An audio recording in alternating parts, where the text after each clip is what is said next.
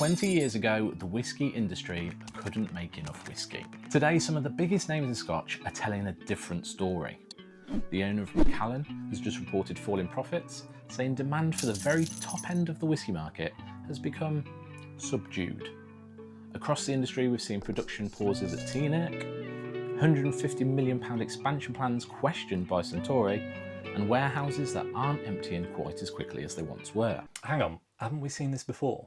That's exactly what people were saying in 1982. Because last time Scotland believed whisky demand would grow forever, it ended with dozens of silent distilleries, thousands of lost jobs, and one of the most valuable whiskies on earth being shut down because nobody thought they needed it. So, is history about to repeat itself?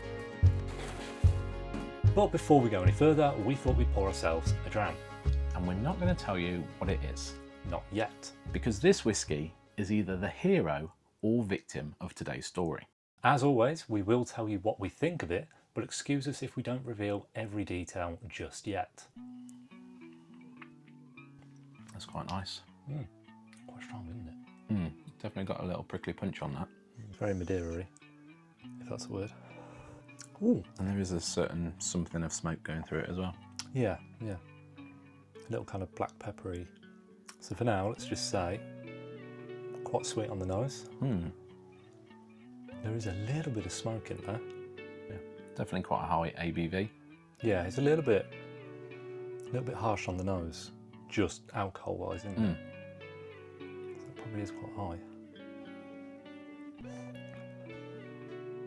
Not an overpowering smoke though, quite a balanced sort of thin run through, particularly on the finish. Pretty warm on the palate as well, isn't it? Fiery. By the end of this video, you'll be able to decide if this whisky deserves to be hero or victim. To understand what's happening today, we need to go back 50 years, because Scotland had a problem. A drink problem. So actually, not a problem at all really. Whisky was selling faster than anyone thought possible.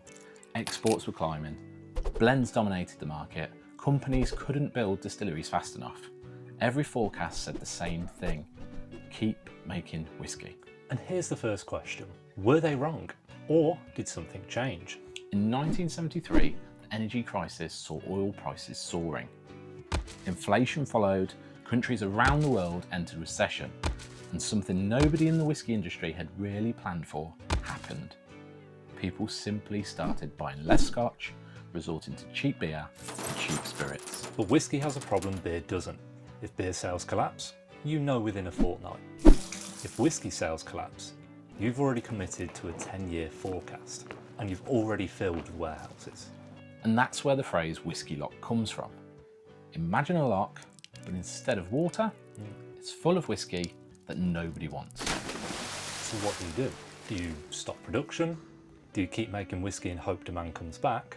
Or do you start shutting distilleries? Let's start on Islay. In 1967, Port Ellen has just been rebuilt. New stills, modern equipment, production climbing in the years that followed to around 2.7 million litres of output a year. On paper, it looked like a success. But here's the weird thing. Nobody was rebuilding Port Ellen because they thought people would pay thousands of pounds for bottles years down the line. They rebuilt it because Distillers Company Limited, now Diageo, needed whisky for blends. And then 16 years later, in 1983, the stills stopped. Nobody thought Port Ellen was a future legend, and the rare and wild price tag bottles we know today were surplus to requirement. This isn't one of those, by the way. We definitely don't have the budget for that. No, definitely not. But just up the west coast, another distillery survives. Talisker. Same company, same economic crisis, same collapse in demand.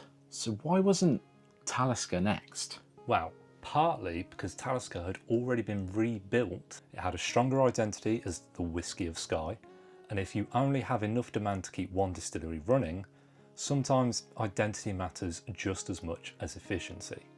So one distillery closes forever, one survives. And at the time, everyone thinks they've made exactly the right decision. But here's the question, what if they didn't? Because 40 years later, which one became one of the most sought after whiskies on earth?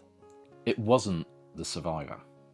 And that's the bit of this story nobody saw coming. Because if you were sitting in a boardroom in 1983, would you have closed Port Ellen or Talisker? And no, this isn't Talisker either. It's something a little bit more current. This next distillery you've probably never visited, and you may never even have heard of it. Yet it could tell us more about the future of Scotch than almost anywhere else, because it's been through a lot. Teaninich, founded in 1817, not glamorous, not easy to say, not heavily marketed, and unless you're into your independent bottlings, you've probably never knowingly tasted it. Because Teaninich, even now, isn't really built for single malt enthusiasts. It's built for blends. For decades, its job was to sit proudly on a whiskey shelf. It was to quietly keep Johnny Walker flowing. Back in the early 70s, as demand seemed unstoppable, DCL doubled down, and Teaninich went from 4 stills to 10. But then the Whisky Loch arrived. Warehouses filled, demand stalled, and just like that, the stills fell silent. First the old side, then the new side. Within a year, the whole distillery had stopped producing whiskey. But unlike Port Ellen, that wasn't the end for Teaninich. After almost 6 years of silence, in 1991, it reopened. The older half of the distillery was eventually demolished, but the newer half survived. And over the next 3 decades, it didn't just recover, it became one of Scotland's largest malt distilleries. Today, Teaninich has 12 stills, produces more than 9 million litres of spirit every year. That's more than 3 times the capacity Port Ellen had when it closed. Yet ask the average whisky drinker to name 5 Highland distilleries, and Teaninich probably doesn't make the list. Which is why we're not drinking it now. But if history really is starting to rhyme, inflation is climbing and oil prices are sky high, is Teaninich the distillery we should be paying attention to? Or is it this? Right, here's one final clue. When Teaninich reopened in 1991, this distillery didn't exist.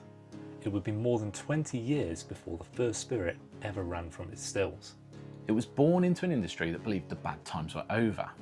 An industry built on premiumisation, single malts specifically, with enthusiasts in mind from the start. Small boutique craftsmanship, and could it be an endless global demand? Well, not if the reports on slowing sales and shifting purchasing patterns are true. But if another Whisky Loch is beginning, would you rather save one of Scotland's biggest distilleries or one of its newest? So we've spent the last 10 minutes talking about warehouses full of whiskey, distilleries falling silent, and whether history is going to repeat itself. So let's finally tell you what it is that we've been drinking.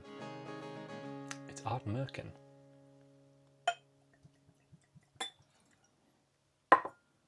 Now here's the interesting bit. When Port Ellen closed in 1983, Ardnamurchan didn't exist.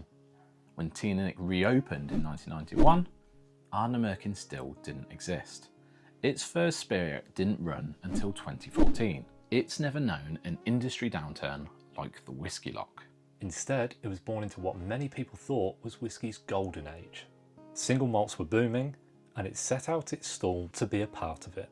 Collectors were buying, and Ardnamurchan are offering variety. New distilleries were opening every year, and these guys aren't shy on social media. Premium whiskey could seemingly do no wrong. Which brings us back to the question we originally started with. What if demand is slowing? Does someone like Diageo look at Teaninich, 9 million litres of spirit a year, a distillery built largely for blends, and decide they've simply got too much whiskey? Could history repeat itself on a Giant? Or does the danger actually lie somewhere completely different? With the smaller companies, the younger distilleries, less cash behind them, and businesses that have never had to weather a decade-long downturn, and without blending powerhouses filling their order books. But here's the real irony. The Whisky Loch didn't just create losers, it created legends. Port Ellen became one of the world's most desirable whiskies. Independent bottlers built their reputations and business releasing forgotten casks. Collectors hunted bottles nobody wanted in 1983. If another Whisky Loch happened, could Teaninich become the next forgotten treasure? Or would independent bottlers be circling a completely different distillery? Do the new guys face the biggest risks, having never weathered the previous storm? And does Ardnamurchan hold its strength in its identity, just like Talisker has? We've really been asking the wrong question all along. Maybe it isn't the biggest distilleries that survive, or the smallest. Maybe it's who keeps it alive? Is it the accountants, the shareholders, the blenders? Or the enthusiasts, the people who buy the bottles, visit the distilleries, and tell their friends, making sure the name means something? Because if history teaches us anything, there's probably another Port Ellen waiting to turn from victim to legend. We just don't know their name yet. Slancher. Slancher.